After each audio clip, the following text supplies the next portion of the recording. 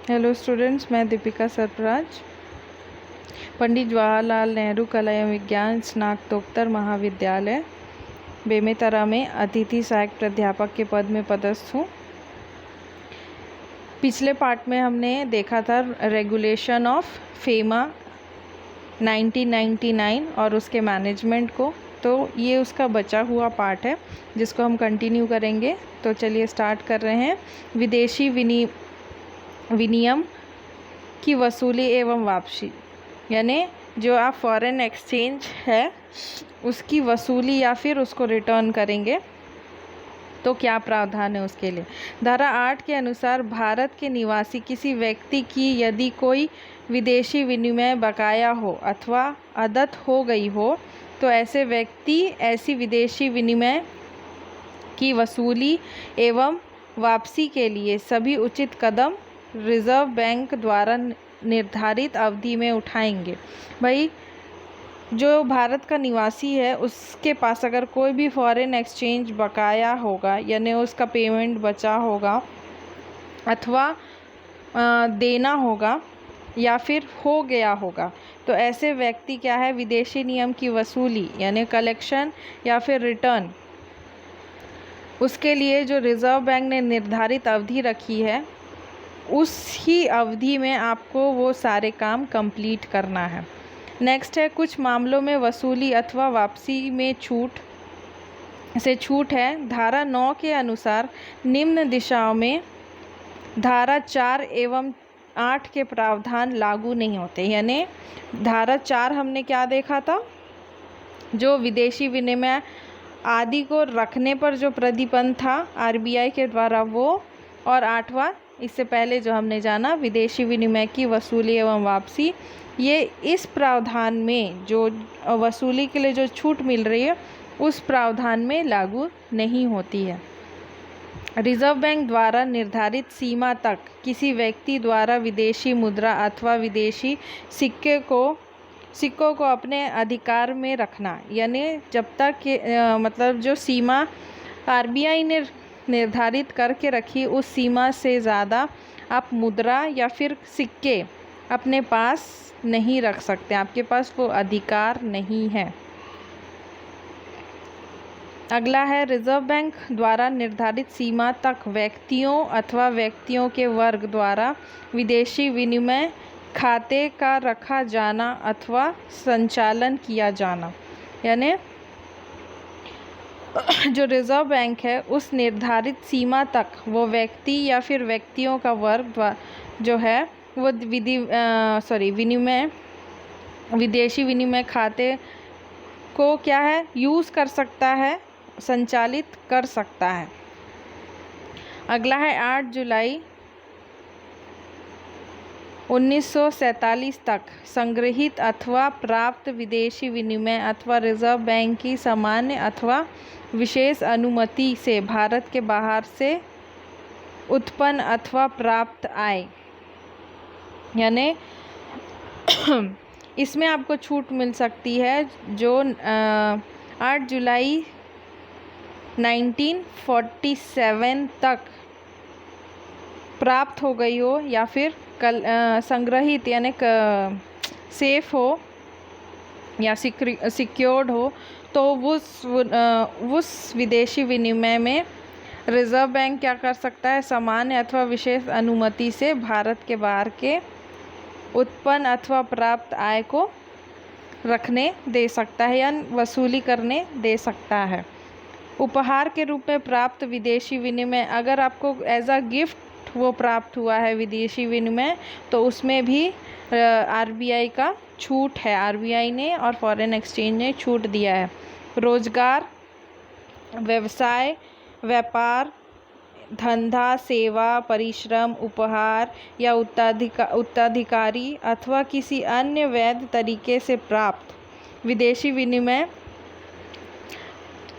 शर्तों के साथ वह रिज़र्व बैंक द्वारा निर्धारित सीमा के अंदर हो तो उसमें भी छूट मिलती है। यानी अगर आप रोज़गार कर रहे हो, व्यवसाय कर रहे हो, व्यापार है, कोई धंधा, सेवा, परिश्रम, उपहार अगर आपको मिल रहा है या कोई उत्तराधिकार है अथवा किसी अन्य वैध तरीके से जो आपको विदेशी विनिमय मिल रहा है यानी फॉरेन एक्सचेंज मिल रहा है, तो रिज़र्व बैंक की शर्तों के साथ और जो उनकी द्वारा निर्धारित सीमाएं हैं उसमें आपको छूट मिल सकती है। लास्ट है, अन्य किसी रूप में प्राप्त विदेशी विनिमय जो कि रिज़र्व बैंक निर्दिष्ट करे यानी उसके बारे में बताए, यानी कोई भी विदेशी विनिमय जो आपको मिला है लेकिन वो रिज़र्व बैंक के द्वारा इनरोल्ड होना चाहिए या वो as a foreign exchange reserve bank उसको फॉरेन एक्सचेंज माने, तब आप उसमें आपको छूट मिल। हेलो स्टूडेंट्स, मैं दीपिका सरफराज पंडित जवाहरलाल नेहरू कला एवं विज्ञान स्नातकोत्तर महाविद्यालय बेमेतरा में अतिथि सहायक प्राध्यापक के पद में पदस्थ हूँ।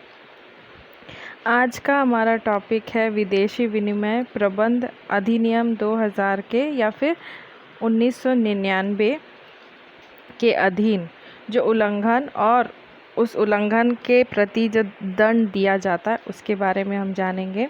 तो इस अधिनियम में जो नियम के उल्लंघन एवं दंड के संबंध में है वो धारा 13 से 15 में उसके प्रावधान है। तो पहला पॉइंट है उसमें दंड यानी पेनल्टी, जो कि आता है धारा 13 के अंतर्गत। तो धारा 13 के अनुसार दंड कब कब मिलता है ये जानेंगे। तो पहला पॉइंट है, यदि कोई व्यक्ति इस अधिनियम या फिर किसी नियम, आदेश या निर्देश का उल्लंघन करता है तो ऐसे उल्लंघन से जितना धन होता है तो निर्णयकर्ता के आदेश से उसे तिगुना धन के दंड का भागी होगा।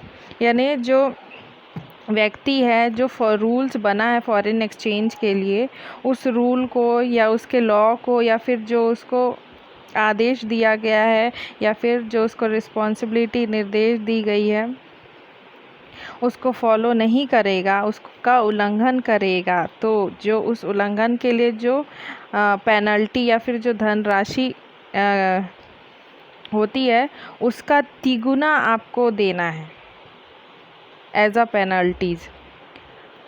दूसरा है, यदि ऐसे धन का निर्धारण संभव नहीं होता है तब आपको कितना देना पड़ेगा, 2 लाख रुपए तक का दंड भरना पड़ेगा। तीसरा है, यदि ऐसा उल्लंघन जारी रहता है तो प्रतिदिन आपको 5,000 का दंड दिया जाएगा। यानी अगर आप फिर भी उस उल्लंघन को कर रहे हो और उसको मान ही नहीं रहे हो और बार बार उस उल्लंघन को कर रहे हो, तोड़ते जा रहे हो अपना रूल रेगुलेशन, तो आपके लिए डेली 5,000 रुपीज़ का दंड है जो आपको डेली भरना पड़ेगा। इससे अतिरिक्त ऐसे उल्लंघन से संबंधित कोई करेंसी या प्रतिभूति या फिर कोई भी धन या संपत्ति केंद्र सरकार जब्त कर सकता है। या इसके अलावा आप अगर उल्लंघन करते हो तो उसके संबंध में कोई भी करेंसी जो आपके पास है या फिर आपकी सिक्योरिटी या फिर धन संपत्ति केंद्र सरकार जब्त भी कर सकता है एज अ पेनल्टीज़। अगला है, ऐसे व्यक्ति की विदेशी संपत्ति या धन या तो भारत में लाया जाएगा या निर्देश अनुसार विदेश में रोक लिया जाएगा। यानी जो व्यक्ति बार बार उस रूल को फॉलो नहीं करेगा जो फॉरेन एक्सचेंज या फिर आरबीआई के अनुसार है, तब उस व्यक्ति की जो विदेशी संपत्ति या फिर उसका जो धन है उसको भारत में लाके सीज करेंगे या फिर जो भी निर्देश मिलेगा उसको सेंट्रल गवर्नमेंट से, आरबीआई से या फिर अदर स्टेट के जो रूल रेगुलेशन है उसके अनुसार उसको विदेश में ही रोक दिया जाएगा या सीज कर दिया जाएगा, ताकि जो पर्सन है जो उल्लंघन कर रहा है, नियमों को नहीं मान रहा है, तो आपका जो प्रॉपर्टीज़ है वहीं सीज हो जाएगा, आप उसको यूज़ नहीं कर सकते हो। नेक्स्ट है, निर्णयकर्ता अधिकारी के आदेश के पालन संबंधी नियम, rules regarding enforcement of the orders of adjusting authority, ये आता है जो निर्णय करता है उनके अधिकार हैं, उनके आदेशों के पालन के संबंधी नियम है ये आता है धारा 14 के अंतर्गत। धारा 14 के अनुसार कब कब आपको उस उल्लंघन का दंड मिल सकता है, तो उसमें पहला है नागरिक कैद। जब नागरिक को कब कैद करेंगे, यदि कोई व्यक्ति दंड वाली धन को सूचना के 90 दिन के भीतर अगर अदा नहीं करता है तो वह कैद में डाल दिया जाएगा। यानी आपने उल्लंघन किया, इससे पहले क्या था, आपको पेनल्टीज़ दी जा रही थी, उस पेनल्टी को अगर आप नहीं पे करते हो एज अ प्राइज़ मनी या फिर कैश के रूप में आपको पेनल्टी पे करना था, लेकिन अब आपने पेनल्टी पे नहीं की है तो अब आपको अरेस्ट करेंगे। तो अगर आप उस 90 दिन के अंदर यानी अप्रॉक्स 3 महीने के अंदर आपने पेनल्टी नहीं भरी तो आपको कैद में डाल दिया जाएगा। दूसरा है निश्चित तिथि पर प्रस्तुत होगा। ऐसे कैदी की सज़ा ऐसे कैदी को सज़ा तभी दी जा सकती है जब निर्णयकर्ता अधिकारी उसे निश्चित तिथि पर अपने सामने प्रस्तुत होने और स्पष्टीकरण देने का अवसर दे। यानी अब आपको अगर आप को नेक्स्ट और चांस दिया जाता है, निश्चित कोई एक फिक्स डेट दिया जाता है कि आप प्रस्तुत हो, आप ऐसा क्यों कर रहे हो बार बार, तो जो एडजस्टिंग अथॉरिटी है वो आपको बुलाएगा और आपको उनके सामने आना है और अपना जो उल्लंघन किया है उसको एक्सप्लेन करना है। उसके एक्सप्लेनेशन के लिए आपको एक और अवसर देती है कौन, adjusting authority of foreign exchange. अगला है संपत्ति का हस्तांतरण यानी ट्रांसफ़र ऑफ प्रॉपर्टीज़। ऐसे कैदी की सज़ा तभी होगी यानी जब आप किसी संपत्ति का ट्रांसफ़र कर रहे हो तब। ऐसे कैदी की सज़ा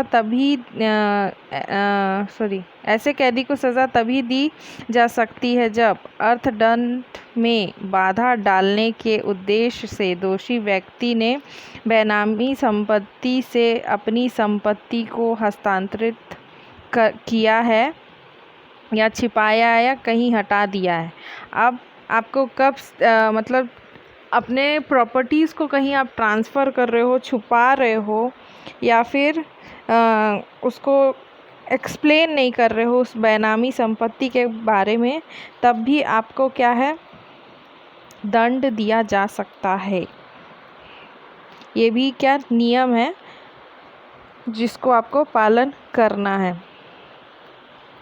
अगला है दंड अदा करने में लापरवाही। ऐसे कैदी की सज़ा के लिए आवश्यक है कि दोषी व्यक्ति दंड की सूचना पाने पर पूरी दंड राशि या उसका बड़ा भाग देने की स्थिति में होते हुए भी देने में लापरवाही करता है। अब आपको जो पेनल्टीज़ दी गई है उस पेनल्टी को अगर आप नहीं दे रहे हो और या फिर उसका एक पार्ट भी, अच्छा बड़ा हिस्सा, मतलब इंस्टॉलमेंट में भी आप एक दंड दे रहे हो जो, तो उसमें भी आप अगर बड़ा हिस्सा जो है उसको नहीं देते हो तब भी आपको क्या है, सज़ा मिल सकती है। नेक्स्ट है गिरफ्तारी का वारंट। यदि निर्यातकर्ता अधिकारी इस बात से संतुष्ट हो जाए कि दोषी व्यक्ति कहीं भाग जाएगा तो गिरफ्तार करने के लिए वारंट जारी कर सकते हैं। यानी अब ये पावर भी क्या है, निर्णयकर्ता अधिकारी दे सकता है। अगर कोई पर्सन लग रहा है कि वो भाग सकता है, देश छोड़ के भाग सकता है, तो उनको पहले ही गिरफ्तारी वारंट जारी कर देता है। फॉर एग्ज़ाम्पल है विजय माल्या। आप अच्छे से जानते हैं विजय माल्या ने क्या किया है, बहुत चर्चे में था कुछ सालों पहले, तो उसके लिए भी गिरफ्तारी वारंट जारी कर दिया था, बट वो देश छोड़कर भाग गए थे। अगला है गिरफ्तारी का आदेश। नोटिस देने पर भी यदि दोषी पेश नहीं होता है तो गिरफ्तार करने का आदेश दिया जा सकता है। पहले सिर्फ वारंट जारी हुआ है कि हाँ उसको गिरफ्तार करना है, अब आदेश देंगे।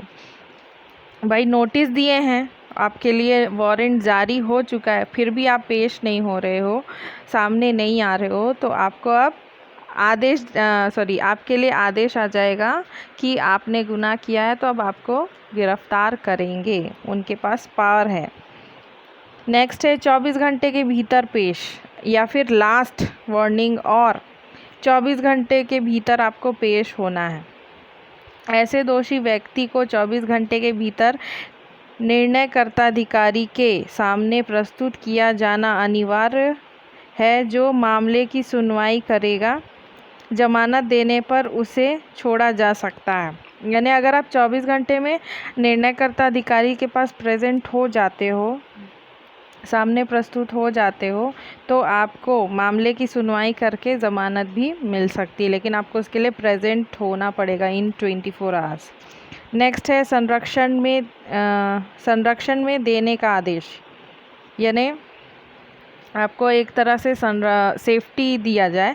निर्णयकर्ता अधिकारी दोषी व्यक्ति को गिरफ्तार करने वाले अधिकारी या किसी अन्य अधिकारी के संरक्षण में अधिकतम 15 दिन की अवधि तक रखने का आदेश दे सकते हैं। यानी जो निर्णय करता है, जिनको आदेश दिया रहता है, क्योंकि आजकल गुंडागर्दी बहुत है, तो लोग अपने आप को बचाने के लिए जो अधिकारी हैं, जिनको कहा जाता है गिरफ्तार करने के लिए, उनको भी संरक्षण प्राप्ति के लिए जो निर्णयकर्ता अधिकारी है वो 15 दिन की अवधि के लिए उनको संरक्षण प्रदान कर सकते हैं। नेक्स्ट है दंड की मात्रा के अनुसार कैद, यानी जो आपका दंड है, यानी पेनल्टी का प्राइस है, उसके अनुसार आपको कैद की सज़ा मिल सकती है। अगर आपने पेनल्टी नहीं भरा तो कैद। यदि दंड की मांग 1 करोड़ से अधिक है तो दोषी व्यक्ति को 3 वर्ष तक नागरिक कैद में रखा जा सकता है या रखते हैं।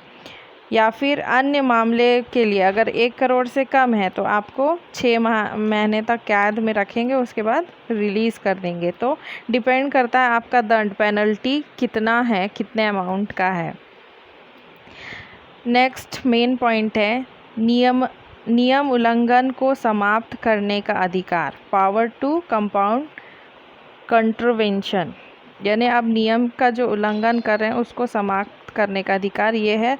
धारा 15 के अनुसार दोषी व्यक्ति 15 दिन के अंदर एक आवेदन पत्र दे सकता है और ऐसे आवेदन पत्र पाने के 180 दिन के भीतर जो केंद्रीय सरकार है वो निर्देश देकर डायरेक्टर इन्फोर्समेंट और रिज़र्व बैंक, जो डायरेक्टर हैं इन्फोर्समेंट के और रिज़र्व बैंक के जो अन्य अधिकारी हैं, अगर वो संतुष्ट होते हैं कि आपने जो आवेदन किया है, आपने पेनल्टीज़ भी शायद भर दी, अगर आपने पेनल्टीज़ का कुछ अमाउंट भर दिया, या फिर आप अब उस आदेश का उल्लंघन नहीं कर रहे हो, उस रूल को फॉलो कर रहे हो अब, तो वो सब चीज़ों को जांच पड़ताल के बाद केंद्र सरकार या फिर निर्देशित डायरेक्टर इन्फोर्समेंट और रिज़र्व बैंक के अधिकारी अगर उस मामले से संतुष्ट हो जाएंगे